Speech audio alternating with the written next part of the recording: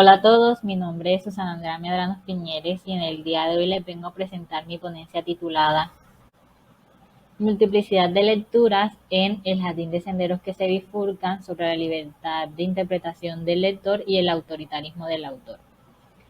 En esta ponencia analizaré de forma crítica El jardín de senderos que se bifurcan, un cuento de Jorge Luis Borges, con el propósito de ver cómo se plantea en él la cuestión de la multiplicidad de lecturas e interpretación y a su vez evidenciar cómo el autoritarismo del autor puede obstaculizar el proceso de lectura e interpretación del lector. Para esto utilizaré como soporte teórico el texto de Roland Barthes, La muerte del autor.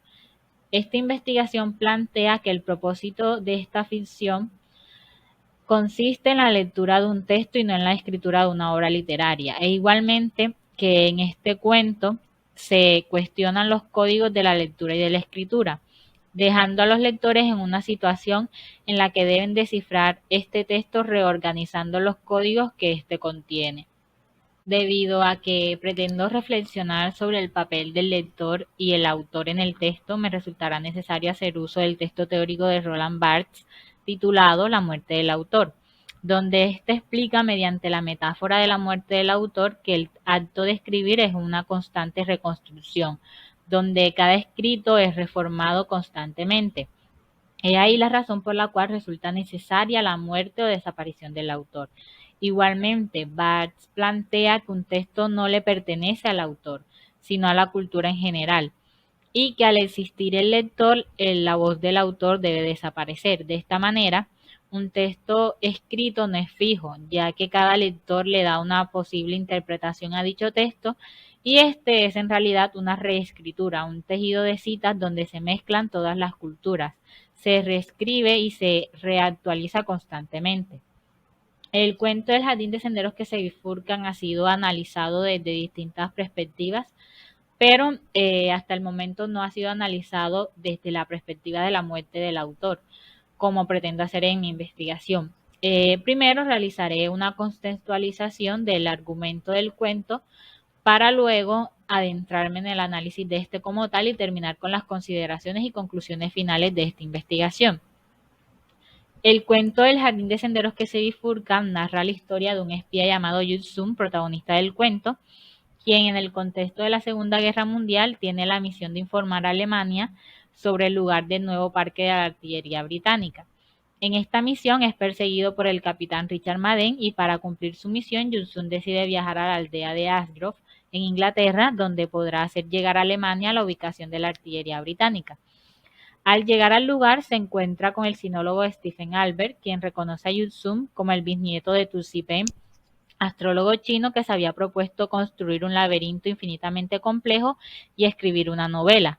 Después de la muerte de Tusipen, todos pensaron que había fracasado en su proyecto de construir el laberinto y escribir una novela debido a la incoherencia de esta última, que tenía por título El jardín de senderos que se bifurca, ya que en esta, si un personaje moría en un capítulo, luego resucitaba en otro. Pero Stephen Albert le revela a Yusun que el proyecto de su antepasado no fue un fracaso, pues la novela es el laberinto que Tusi Payne se había propuesto construir y no era, como todos pensaban, un laberinto espacial, sino temporal. En medio de esta conversación, Yusun ve llegar a Richard Madden, por lo que decide dispararle en ese instante al sinólogo y de ese modo cumplir con su misión de informar que en la ciudad de Ashgrove se encuentra el nuevo parque de artillería británica.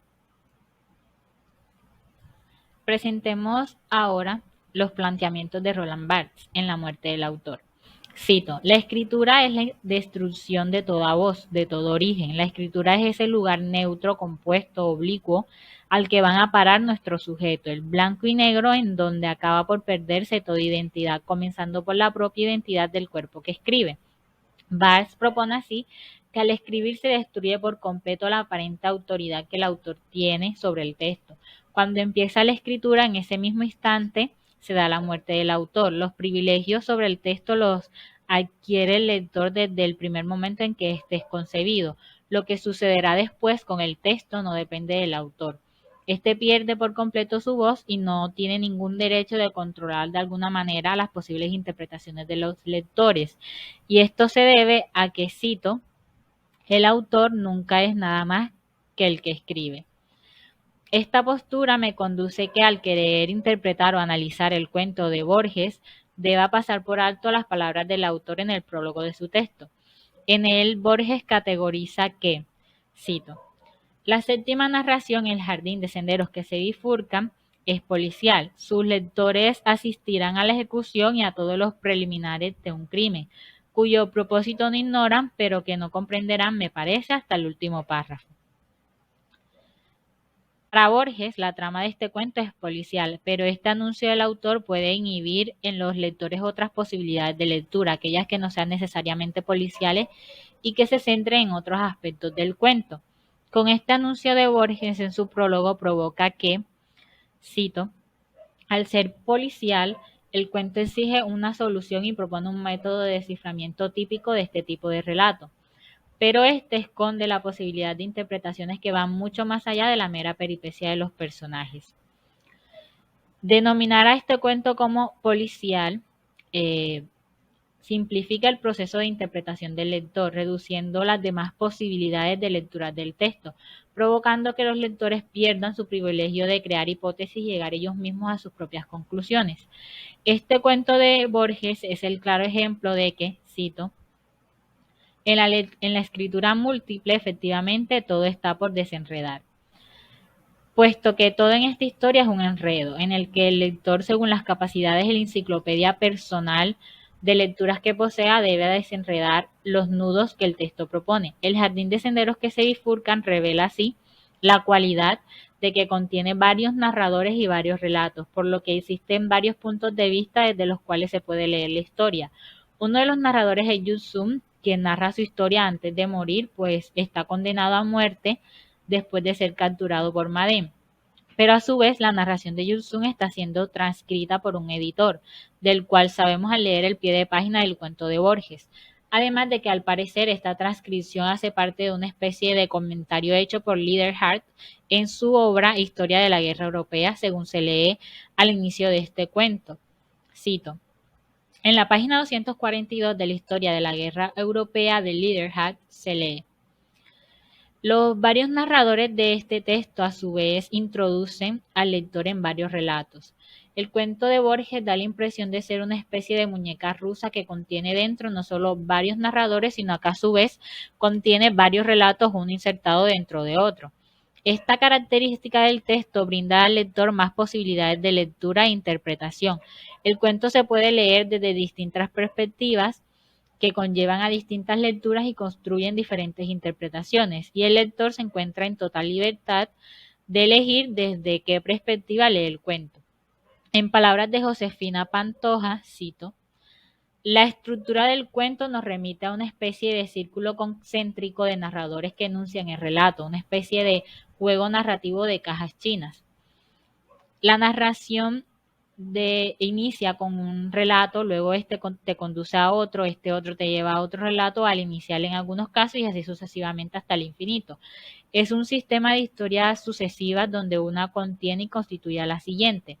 Según lo planteado por María Esther Martínez, cito, en el acto de lectura el actante es el lector y espectador, lo que convierte al lector en el personaje principal de la acción de leer. Al contrario de lo que la mayoría piensa, el libro necesita del lector mucho más de lo que necesita el autor. Los lectores son los dueños de la obra.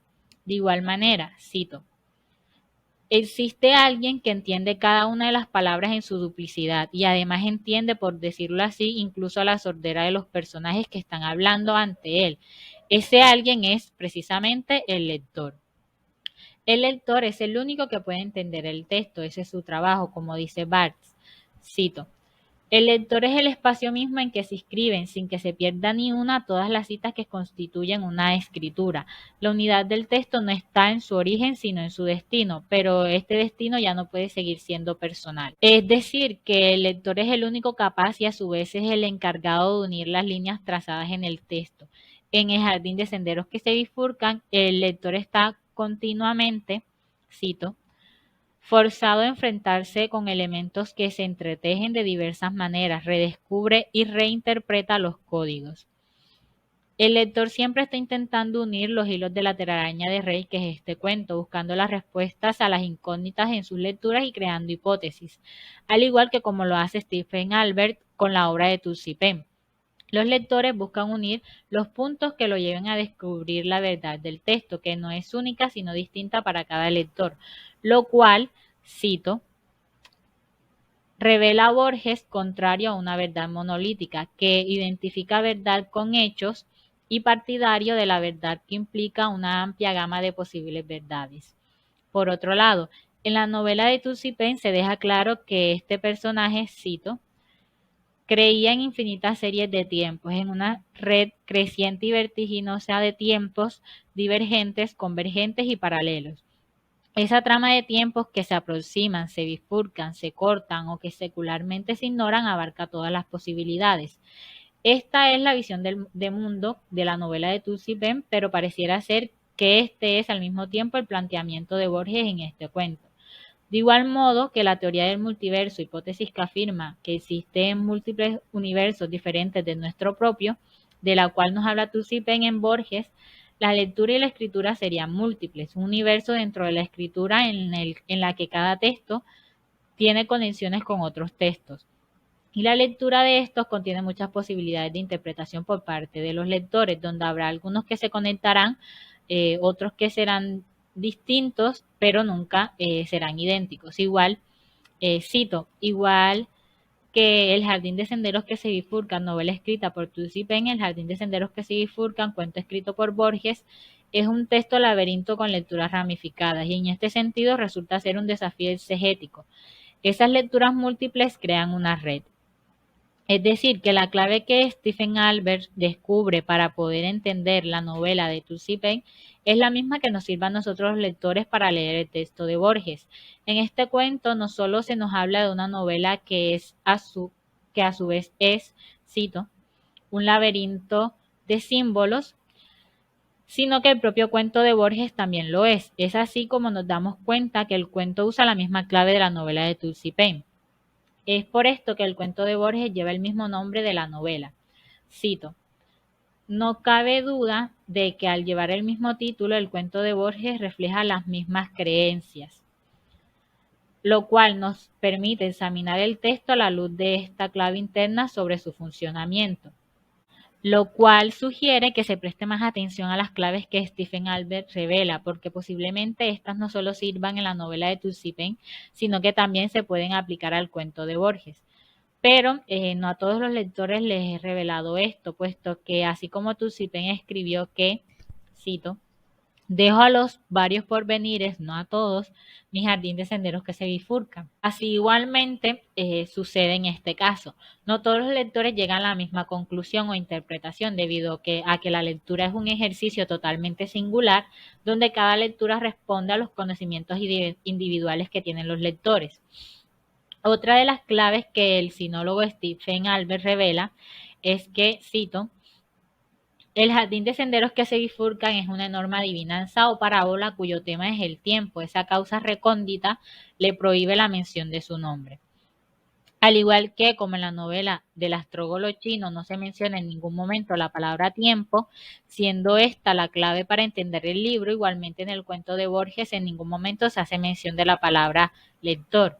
Esto me conduce a creer que el lector es la pieza clave de este cuento, siendo él el único capaz de entender el texto y el único que tiene el derecho de interpretarlo. Las divagaciones de Stephen Albert en su conversación con Yusum nos conduce a la teoría que es planteada en el cuento, la escritura y lecturas múltiples. Para concluir, planteo que en el cuento El jardín de senderos que se bifurcan se evidencia la problemática de la multiplicidad de interpretaciones y lecturas. Este cuento nos revela que pueden existir relatos con infinitas posibilidades de interpretación y de lectura, donde el actante más importante y el principal, que es el lector, tiene la libertad de elegir qué lectura decide hacer del texto. El lector tiene la opción de descubrir las más oscuras y recónditas conexiones que el escritor propone. Aun cuando el escrito los distraiga con otros asuntos del texto, el lector debe descubrir las claves que éste le ofrece sin tener en cuenta el autor como anteriormente indicado, porque todo el trabajo para poder interpretar el texto le pertenece solo y exclusivamente al lector. sin olvidar que la influencia del autor obstaculiza el proceso de interpretación del lector. Los lectores deben tener claro que cuando el autor elabora un texto se desprende luego de este y ya no es más el dueño de su interpretación. De esta manera, el jardín de senderos que se bifurcan requiere de lectores que al nacer o crecer en su ficción lleven al autor a su necesaria muerte.